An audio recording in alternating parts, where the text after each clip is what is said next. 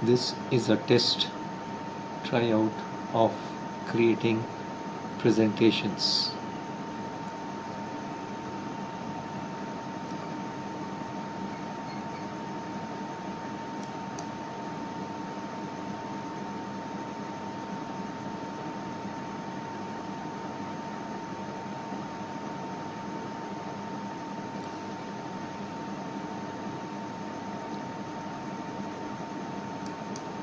Chamba, past, present, and the future.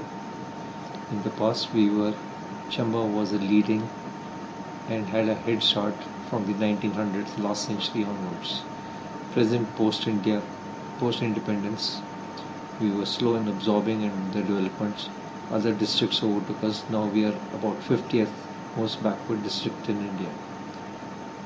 Our future, our people are simple, honest with 21st century technologies. We can regain our earlier position and thrive. This presentation outlines the what, why, and how.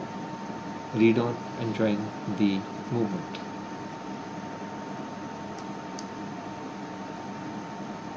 Over a century ago, we had the second electric powerhouse in India. In 1906, even before Lahore got electricity, we had state hospitals, we had state government schools, we even had a modern museum which has been revamped lately. An efficient and advanced administration with sewage plants, drainage, water supply, fire service, etc. Many respective and effective officers were born from Chamba. However, the senior officers, as per the admission requirement, could never be posted in Chamba proper, but that's a different thing. What are the present situations for Chamba? Let's look at education first. The schooling is fairly poor and it's mostly done in Chambiali or the local language. The students are by and large weak in English. They might be able to read it, but talking and speaking colloquial English is a problem. Classes of 10 plus 1 or plus 2. For classes of that, most students study outside Chamba, which costs about 10 to 15,000 per month. Similarly, for colleges, professional colleges, is once our youth go out, they rarely return back, resulting in a brain drain from Chamba, a powerful downward and negative spiral. How do we stop the spiral? These are things. So consequently, we start off with a weak base, and that gets worse as the best people at significant cost leave Chamba and go outside.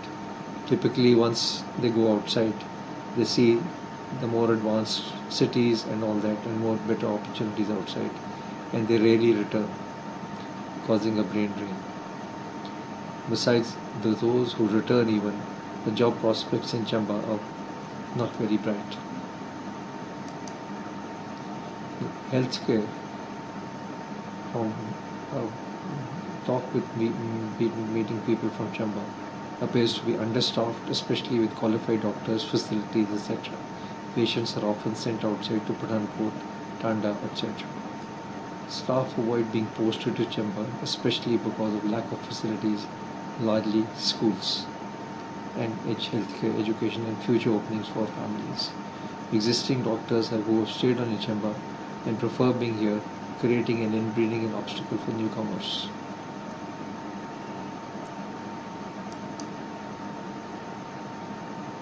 The work opportunities. Government jobs is not a solution really.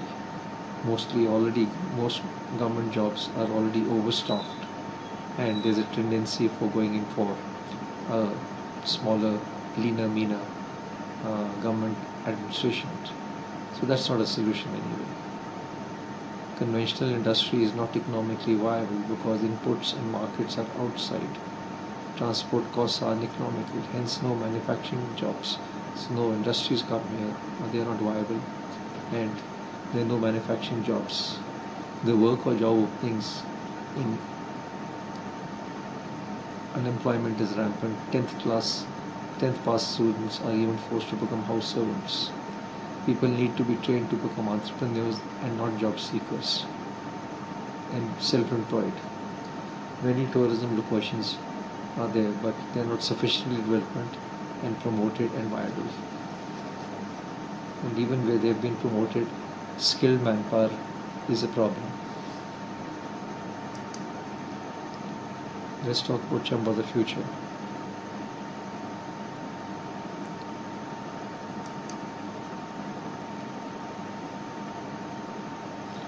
Lastly is what?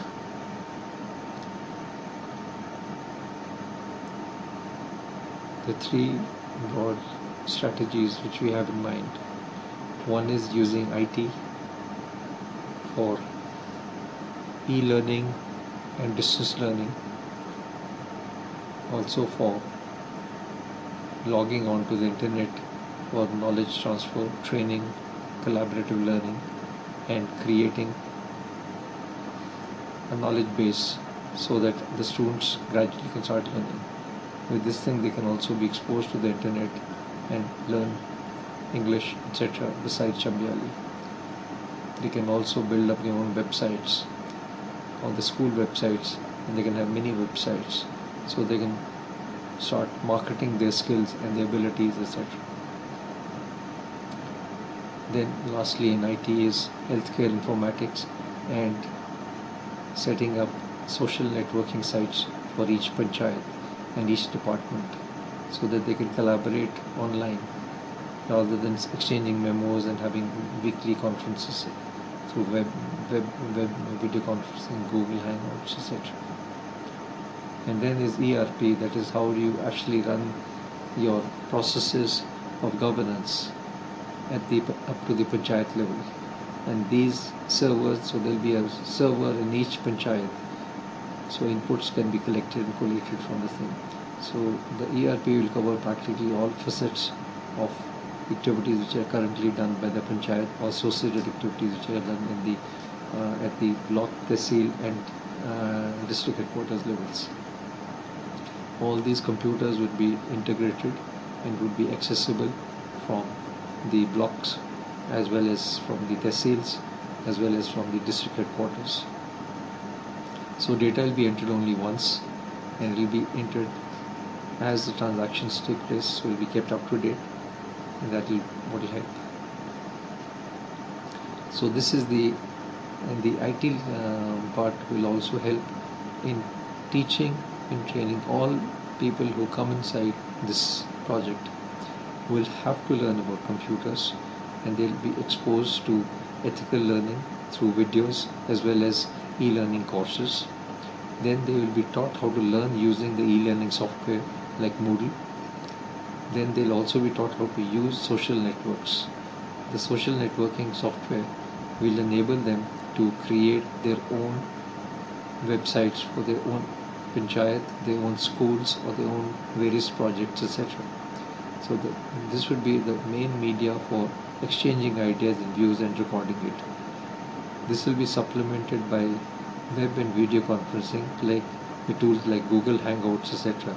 so that they can have meetings, frequent meetings, or they can have impromptu meetings, and those meetings will be recorded and stored. So the efforts of making minutes, etc. come down significantly, and there's better communication and teamwork amongst the team.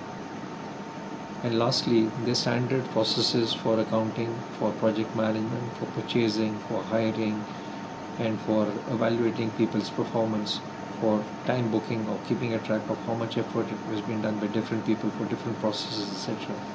Like any other organization, and these will be suitably modified to take care of the government rules and regulations, and some of the government rules and regulations would need to be modified. This ERP system would additionally have modules for planning, rural planning, as well as panchayat planning, as well as keeping an account of the different projects which have been done and tracking them so that they can be handled by exception, and follow-up can be done automatically. The panchayat computers would be accessible from tablets, which would be there with the key panchayat members, as well as there would be a local IT trained person who will be able to handle all this and administer them as a supervisor of the panchayat thing. These will be locally trained lads, so this itself will create employment within the village for people who are from the village, and they will be in turn also made into entrepreneurs, which we'll discuss later. So this is the broad structure, and IT is the leading weapon for introducing change within the whole thing. Based upon IT, which also will go in phases, all the information, all the training, all the learning, and all the tracking of their progress of each individual person in the panchayat will be done through the computer. And these, so that way you could have it literally an online census going on by tracking the activities. And these computers will be accessible at different levels: the block, the tehsil, the district, and even state headquarters or from Delhi, the center. So they will be getting reliable, timely information which has been entered at the transaction point. And when the transactions are entered, there will be an accountability about the people who are allowed to enter the transaction, and they will be suitably trained so that they are accountable for the input which goes into the system. So the scope of misuse comes down significantly, especially with an online ERP system, which is what is invisible.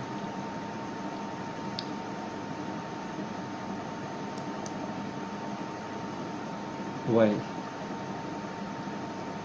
Sorry.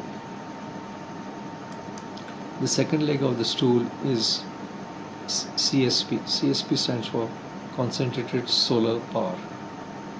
In this one, roughly a 40 square meter mirror area will be made available, will be fabricated, the kits will be made, so the large part of the fabrication can be done by the villagers themselves with about a few months of training, and they will be fabricating things as well as managing things. So that way they'll generate employment in the villages, and technical employment, not just road building and digging and manual work, but they will be learning how to build solar plants themselves. The designs here are open source, so it will be possible to replicate this thing. And once we have a train, based on our initial estimates, the cost of those kits will be about 3 lakhs for a 3 kilowatt thing, and this will be assembled locally and fabricated locally. The kits will initially probably be made in industrial areas, but if there is scope that this becomes a cottage industry also, so the villagers themselves can start making the kits or parts of the kits, something like the way the Nano was built. You outsource, you initially do everything in-house, and then you gradually make them into kits, and then people start making the sub-assemblies, etc. themselves with tooling. So this will give a flip to fabrication and similar industries within the village, and create employment of skilled people and build up their skills also. We estimate that for assembling a kit would take about 4 to 5 months, and the people for doing the assembling work can be trained in about a month or two. For making the fabrications, etc., might take longer because it needs skills of metalworking, welding, etc. But there is no reason why this cannot be done locally. So the idea is essentially to not only to have solar plants, but also to impart the skills and train the people so they can handle it themselves. So you're empowering them in doing that. Then once the solar plants are ready, parts of them will, let's say a steam engine or a Stirling engine, these will have to be manufactured outside in suitable environments, and they will not be locally made. Once this is erected, it's forecast that each of these 40 square meter mirror areas can generate about 3 kilowatts using steam engines. The waste heat of the steam engine will be used for solar refrigeration. That means using the absorption cycle of heating ammonium hydroxide solutions to produce the refrigerator effect. Some of you might have remembered that in the 50s, Electrolux had those plants which were powered by a small kerosene wick lamp, and they were able to run a refrigerator. So something like that would be developed and can be developed and used for refrigeration, for the heat after it comes out of the refrigeration will be used for steam cooking for midday meals and community meals, etc. And then the remaining heat will be used for condensing it and used for space heating, for heating the houses or the offices in winter. And this with the result that a lot of practically all the heat of the collectors will be converted and used usefully. Typically a 40 meter square reflector can generate about 40 kilowatts of energy. So 3 kilowatts would probably be going through for generating the electric power, probably another about 6 or 7 kilowatts for refrigeration and for cold storage, etc.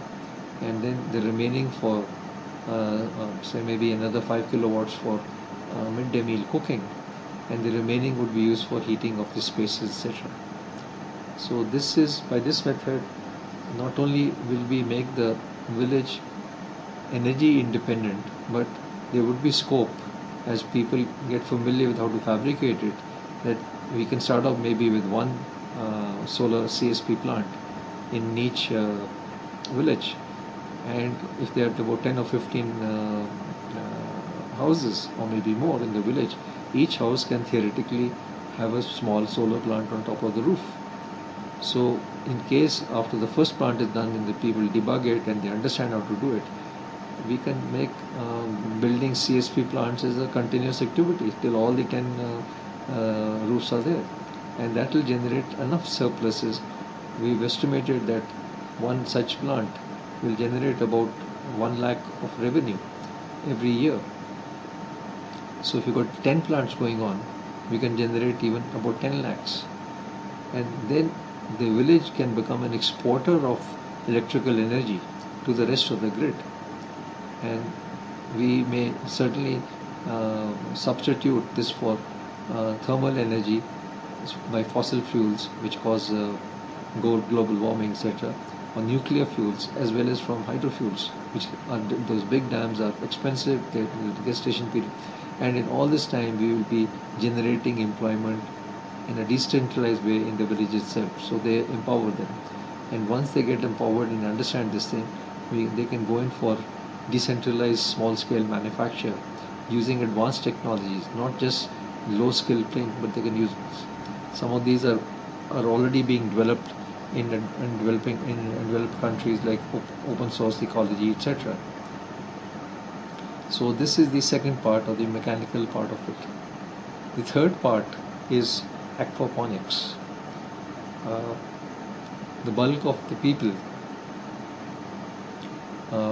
actually, if you see, say in a community, about 5% people across locations, etc., are innately brilliant. They're genius level almost. The next, another 10 to 15% are excellent material, and then you've still got another about 20% people which can pick up white collar work and knowledge work, etc. So you're talking about nearly about 30 to 40% of the people will be in a position to learn skills and knowledge and continue learning that. Then you probably have another about 30-40% who are good at manual kind of work, or like say they can build CSP plants, or they can weld and all this stuff. So they need not be limited, very suited for this thing, but they could do a good job of that. Then you'll have another about 30% who are good, but they are probably, they can be definitely utilized for making actual labor and doing agricultural work. So this way we are trying to make the entire village productive. So because even if one or two people in the village do not have productive jobs, they'll be idle, they'll be a drain to the village economy, and an idle mind, as they say, is the devil's workshop. So they'll resort to mischief. So it will be the onus of any village to become like a one big large family. And like in a family, there are different people with different skill levels, but there's a patriarch on top who at least try to govern and control it. So this way the sarpanch or something that will have a role of doing that. In addition, that he will also try to see that whatever plans have been talked about are run properly. So this is how manpower will be deployed for the village. Now let's talk about the IT part of it. Okay. So IT will probably be able to absorb about 30% eventually of the village population. Another 30% could be used fruitfully for fabrication and developing tools, etc., like CSP, etc. The last maybe 20-30% can be used for agriculture. Now, besides conventional agriculture, which they are already familiar with, a lot of work has been done in the past 20-30 years on advanced organic-based, self-sustaining, recyclable agriculture called aquaponics. That's a big name, but to make it simple to understand, what you do is you dig up a pond, maybe about 1 meter deep, and stock it up with fish and of course water. You feed the fish food based on agricultural waste and all that stuff. So the fish eat that food and they get fat and put on weight, and they excrete. The waste, if it's not carried away or cleaned up, gradually dirties the water and poisons the water, and the fish die. So to avoid that, this dirty fish water actually is a ideally suited resource, and it can be recycled. So we put that dirty fish water, pump it out, or let it flow out into a bioreactor, which converts the poisonous waste into plant food. And the water which is rich now in plant food, is then goes to another tank which has got thermocol based lettuce plants and similar other vegetable plants, etc., who are not in soil, but their roots are just hanging out and they're floating on the thermocol rafts. And those roots which are hanging out dip into this nutrient-rich water, and they suck up all the nutrients. So in the process of sucking up the nutrients, the bioreactor converts the fish waste into nutrient-rich water. The plants remove the nutrients and they grow. And because of the efficiency of the system, the rate of growth is significantly higher in an aquaponic system than in normal food. Besides that, you do not need so-called fertile land. This can be done. These rafts and tanks can be built even on rocky soil or whatever it is. So you don't need this. So, and then when the plants pick up all the nutrients, they grow, and they grow at a faster rate, and they can be also put in a polyhouse, etc. And then the water is cleaned, and the clean water comes back to the fish tank. So you're essentially recycling the water. 80% of the fresh water which humans need in the planet Earth is used for agriculture. If we recycle it, we can bring it down to about maybe 15, 20 or 30%.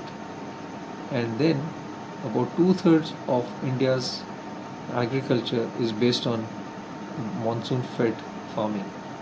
And you've seen the vagaries of the monsoon. Now if we have this thing, we can avoid these vagaries and learn how to store the water and water harvest it, so that we start filling up our aquifers and we can grow food without too much water needed. So this way we have a recyclable system altogether, and they can produce high grade food which can technically be qualified as organic food, which has got a high value, etc. So we've seen that with the three-legged stools we can do this thing.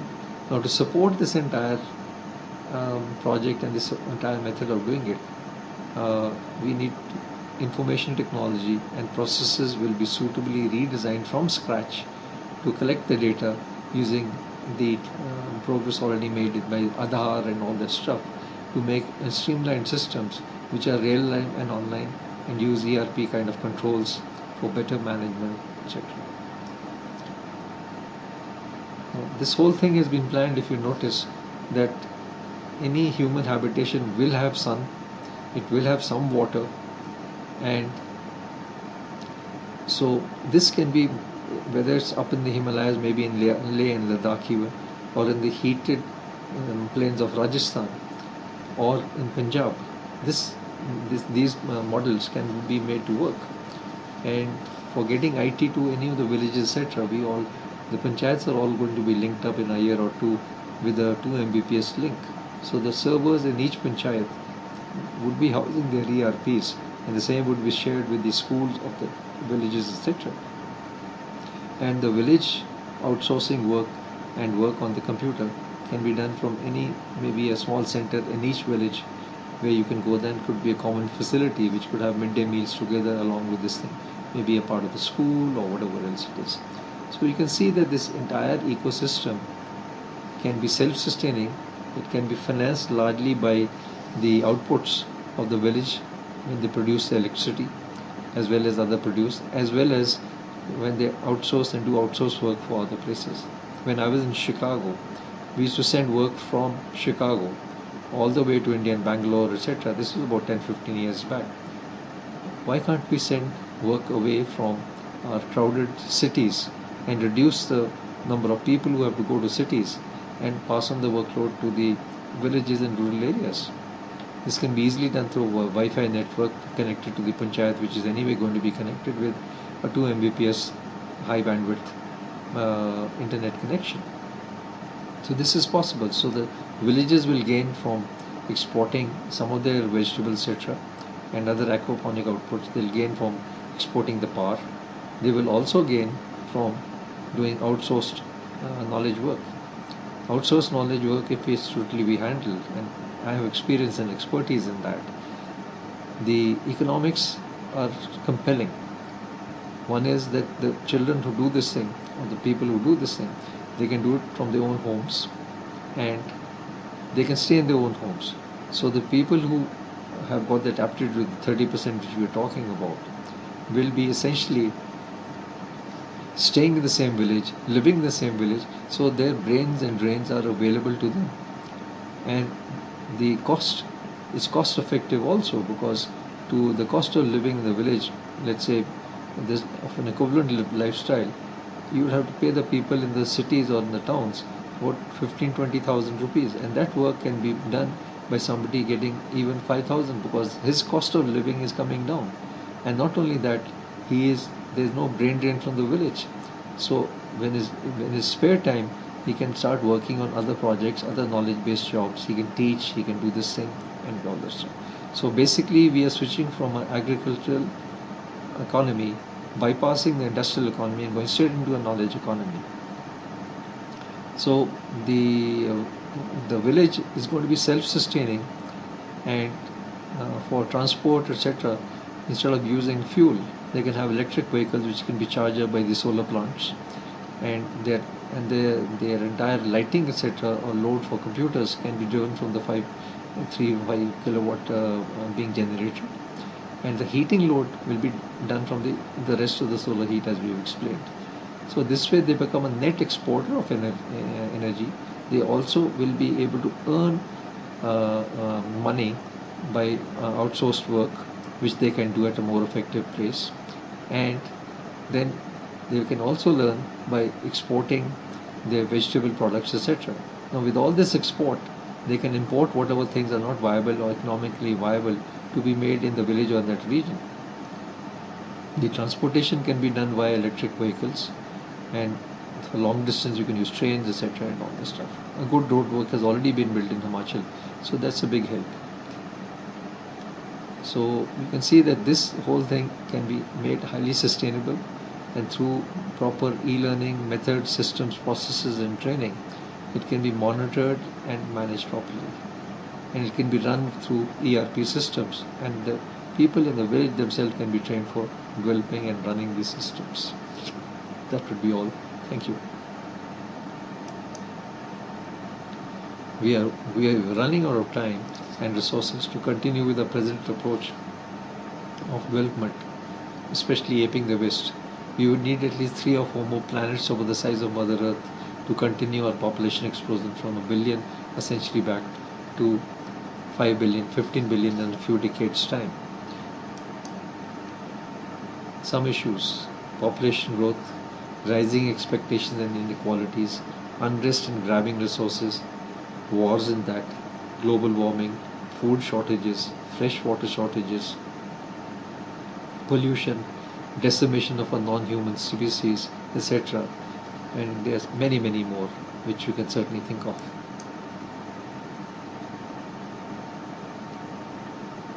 As Gandhiji said,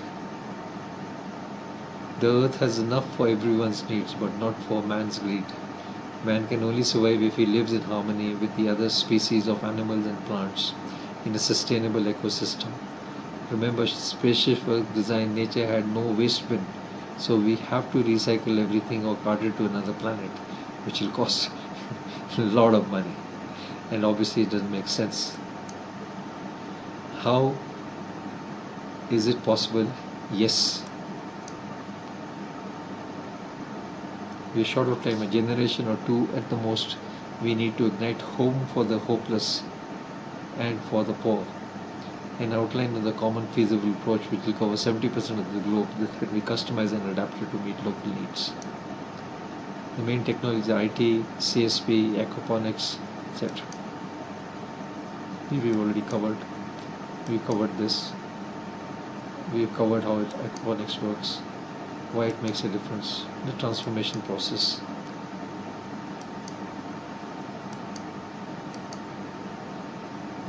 That's it.